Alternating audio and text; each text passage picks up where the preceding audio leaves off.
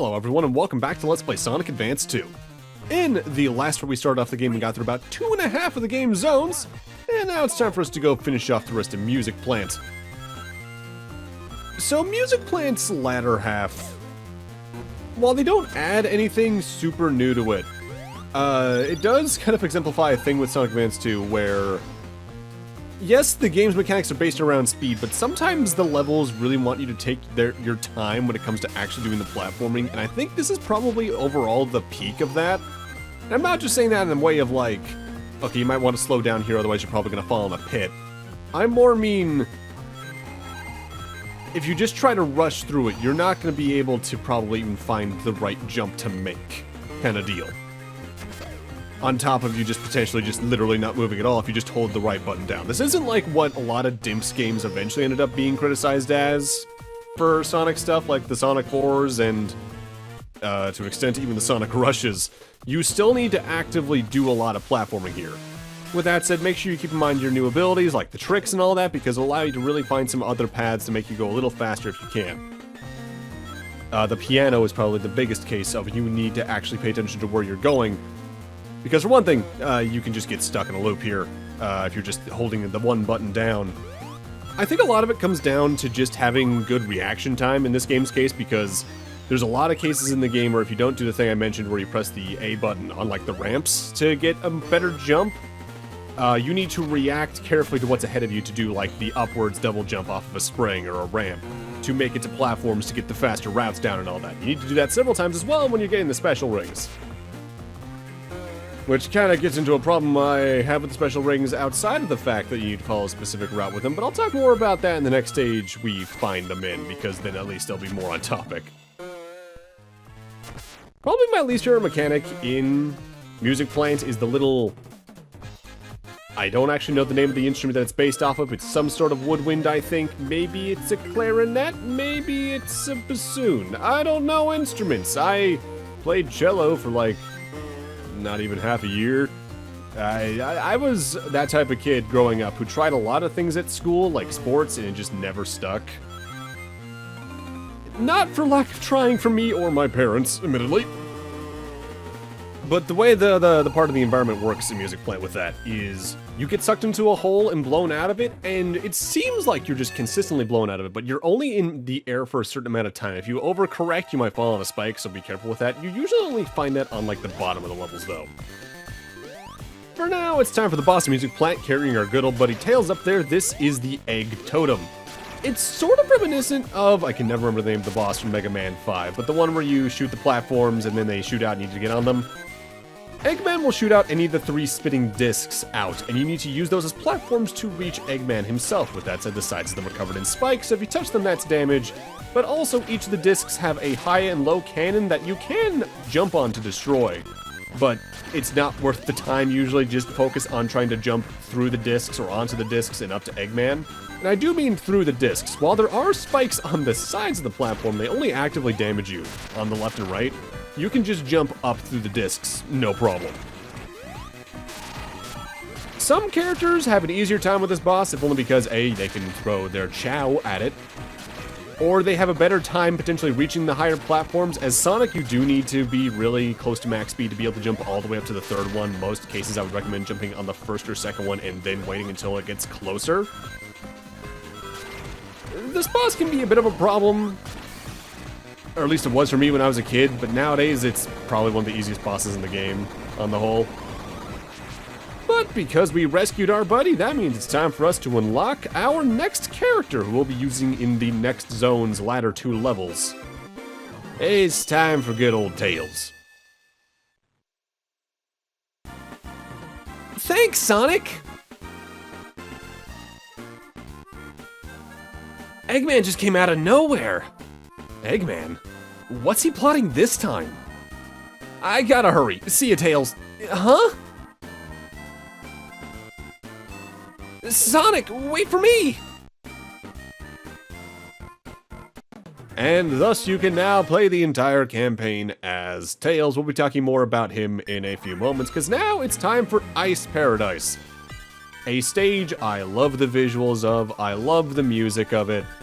Playing it as a kid was a nightmare. Being an ice level, we got a bunch of ice gimmicks here, but they're not your usual types. There are some slippery slopes, but when you're on them, it acts closer to being a literal slide rather than you having to fight your physics going left and right and your momentum being all messed up. So this stage in particular starts a trend for Sonic Advance 2 that just gets completely crowned starting in the next zone. This game likes its bottomless pits. And a big thing that took me a while to internalize about this, having played a lot of the 3D Sonic games at the time as a kid, specifically Heroes in Shadow. Whenever you're on a grind rail in this game, you can only land on the completely horizontal portions. You cannot stand on the diagonal portions, you can jump off of them, but you will not land back on them. So if you're low on the stage and you get on a grind rail, stay on it until you actively leave it via other mechanics, because otherwise you're probably going to fall to your death. So the special rings. We need to get all 7 to get the Chaos Emeralds, like I said last time, in any given stage. But there are only 7 in a stage, and I think that's where getting the Chaos Emeralds here makes this game feel a lot weaker than Advance 1, even if that game had worse special stages.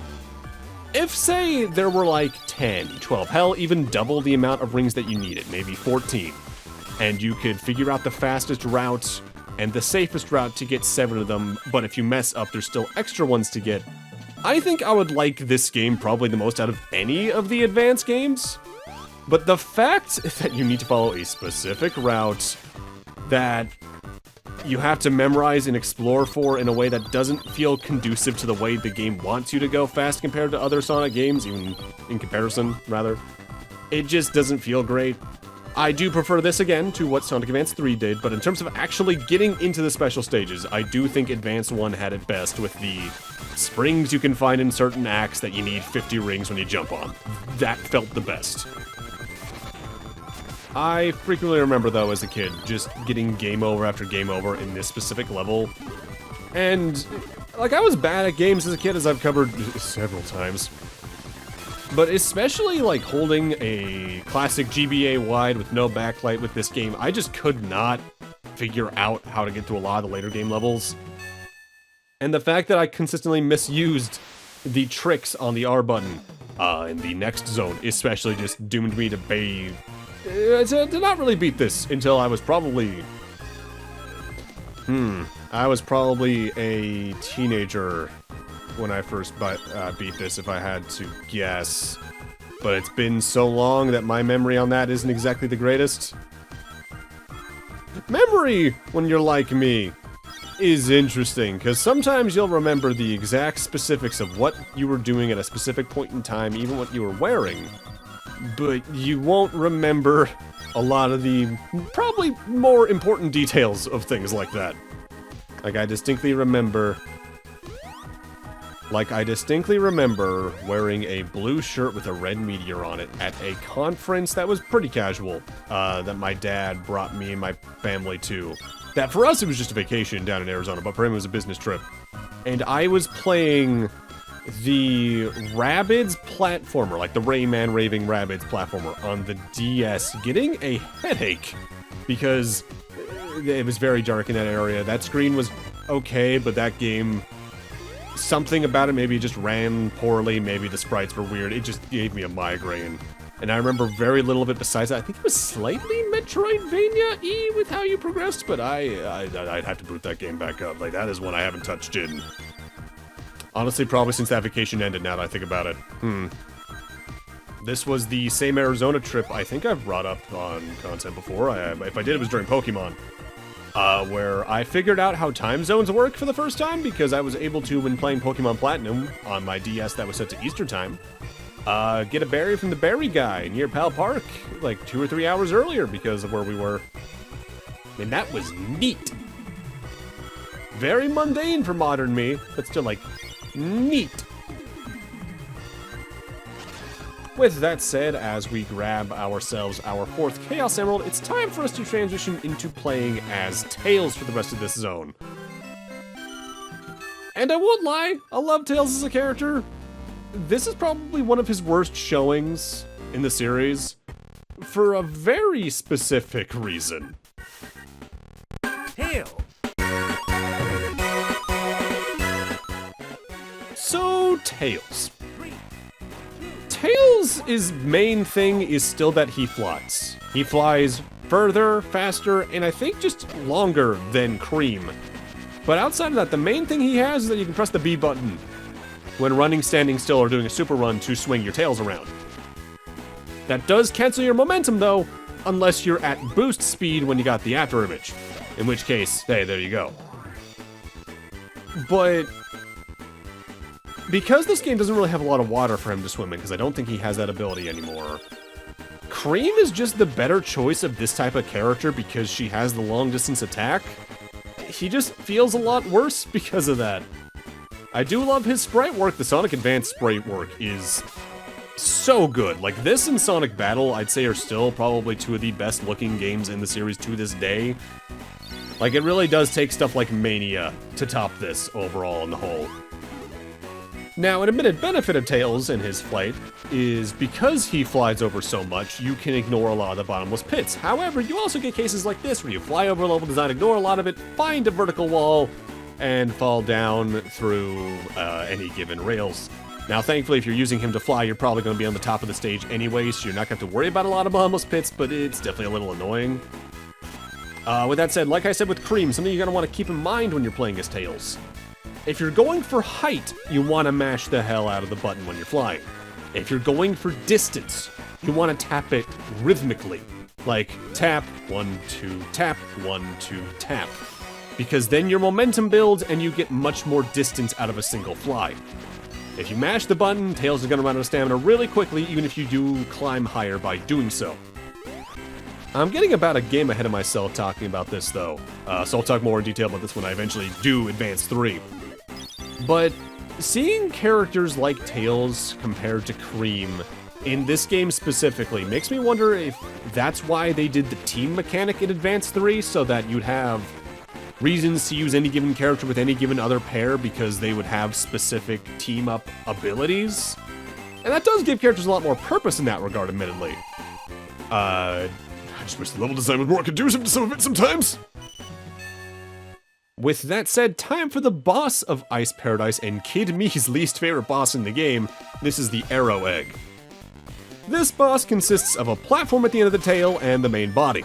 You jump on the platform, you automatically get jumped up in the air, and you can land on Eggman. However, every now and then, or whenever you jump on it, period, the platform flips and you have to just keep dodging the attack. The main attack of this fight is a single bomb that drops every now and then and gets faster when you get into the pinch mode. The explosion counts as damage, yes, but so do the rocks that come off of it, which is the annoying thing, because you'll have cases like that, where when the platform, or when the ground is higher up on the screen, that dodging it is either harder to predict, or in some cases, if you're, say, if it gets dropped right at the point where the land raises, almost impossible to do with the reaction time you're given. I don't like this boss. Some characters actively have a worse time here than others. And on top of that, what's kind of annoying is if you just hit like the very left side of the platform to bounce over to Eggman, you might miss depending on your momentum and hit the tail or the lower part of Eggman's main mech, which will damage you. And yeah, this is annoying. It's no wonder I gave up on this game a lot as a kid, because either this boss frustrated me or a lot about the next zone irritated me. If there is a saving grace with any of the boss fights in the game, admittedly though, thanks to the running setup that each of them has going on, rings spawn infinitely in every single one of them, until like the very final boss, basically. So you're probably safe, even if as long as you take a very, I'm not gonna say pacifist, but a more reserved stance in a lot of them. Like, get a hit in, wait for a good opening, grab a lot more rings, go in from there. That's Ice Paradise. I like the stage itself. It's got some cool aesthetics going on. That boss, Kid Me hated it though. Not as much as Kid Me hated the next zone though. It's time for Sky Canyon. Remember that thing I mentioned about bottomless pits? By and large, the entire bottom half of this stage is a bottomless pit. You're gonna need to either walk over that in some cases using rails or otherwise, and if you don't know how to do tricks by now, you're going to die right off the bat, because that first ramp, if you don't either press the A button at the right time to get a perfect jump off of it, or you don't do the double jump with R, you're gonna fall into the pit and die. And, this stage is a wake-up call that separates the kids from the adults, because I hate it. Sky stages are usually some of my favorites in the series too, which makes the fact this one, it just kind of sucks funny. Like, I love Sky Sanctuary. I love Flying Battery. I think the main thing is how pervasive the bottomless pits are throughout every route of it, because you'll have sections like this where you go lower through a different part of the stage, and then there's more bottomless pits to worry about, as well as spikes. In stages like Flying Battery, usually, if you stayed on the top or you did very specific routes, you could avoid any kind of bottomless pits whatsoever. This does not feel good on a first run, and this is where I frequently gave up if I didn't give up to the arrow egg in the last stage. With that said, going fast here admittedly and trying to get all the rings is probably one of my favorite stages in the game to do that in. If only because you get to use a lot of the stage's actual gimmicks, like this propeller here. The way I think it works, in theory, is if you jump on a high portion of the propeller, you get launched upwards. If you roll into a lower portion of it, you get launched downwards. Pile that together with air springs, air currents that will send you upwards, and the occasional hidden passageway, and you got for a level that once you get past the hell pit beneath you, can be pretty fun once you know what to do. Like, Sonic Advance 2 is a game that I think gets better the more you know it, especially with, say, like, Sonic's movement. Again, look at a speedrun of Sonic's gameplay. It's a treat to watch of execution. But going for, say, special stages is where things just kind of fall apart. And I forget if I've mentioned this part or not. Yeah, you need to get all 7 special rings and then reach the end of the stage, and you get the special stage. You need to do that without dying. If you die, I believe you lose all 7 rings you've collected. And in some cases, I think you might be able to backtrack to get the rings. Other cases, you're just out of luck. And that's the main reason why I wish there were more than 7 rings per stage. Because say, if you were trying to get all the Chaos Emeralds and you learned where, like, 10 rings are, and you died too late for 3, but you could still get the later 7, even if that was a very specific route to take, that would make this feel a lot more interesting and forgiving. Mind you, I guess special stages are usually a mark of, I'm not going to say expert play, but knowing what you're doing in one of these games to begin with by either getting a certain amount of rings or finding where things are hidden to begin with. But especially, this just doesn't feel as good as it could, is what it comes down to, I think. If there's something I'll give the game, though, it's better than Sonic Advance 1 with its special stages. Like I said, I like that it's the Sonic CD once again because it's just not another half-pipe in a different form. The half-pipe was fine in Sonic 2 and some of the other games, but I feel like over the years it just became the main one that they wanted to use in a way that felt repetitive and unsatisfying after a good while and just boring. Like, even though Sonic 4 has a lot of problems, I appreciate Sonic 4 Episode 1 for reusing the Sonic 1 special stages. I appreciate Mania for sort of doing a version of the Sonic CD special stages, but if they were, like, on the Saturn at the time. When Sonic gets special stages that aren't the half-pipe and are interesting, I'm always very happy. Even if they're not the half-pipe, I'm happy. Even if they're bad otherwise. I'm looking at you, Lost World 3DS. Oh boy. I do wish, though, that the moment you got, like, say, 400 rings, that the special stages would end, because again, waiting out the timer is arguably the worst part in some of these. And I don't even think, barring, I guess, maybe just a point-related one, you get, like, extra lives for getting certain score. I think. In fact, I believe I mentioned it last time. There is a certain thing we're going to unlock down the line that keeps track of all your rings you've collected throughout the game thus far and further on. I want to say the rings for this will count towards the total you see in that. But I so seldom interact with that mechanic that I don't know for sure. Because I also don't interact much with the mechanic that it's supposed to partner up with in a couple of other games, but I'll talk more about that in the finale. And if there is one minor quirk I don't like about the special stages, especially when you clear them, sometimes I look away and I forget I cleared the stage or not, and the Chaos Emerald fills in after the score gets tallied, and I feel like they should make it appear and then tally the score. But with that, I'm gonna need to end this off here. Thank you guys for watching, and in part 3 we're gonna go finish off Sky Canyon before taking care of a lot more of the game's levels. See you guys then.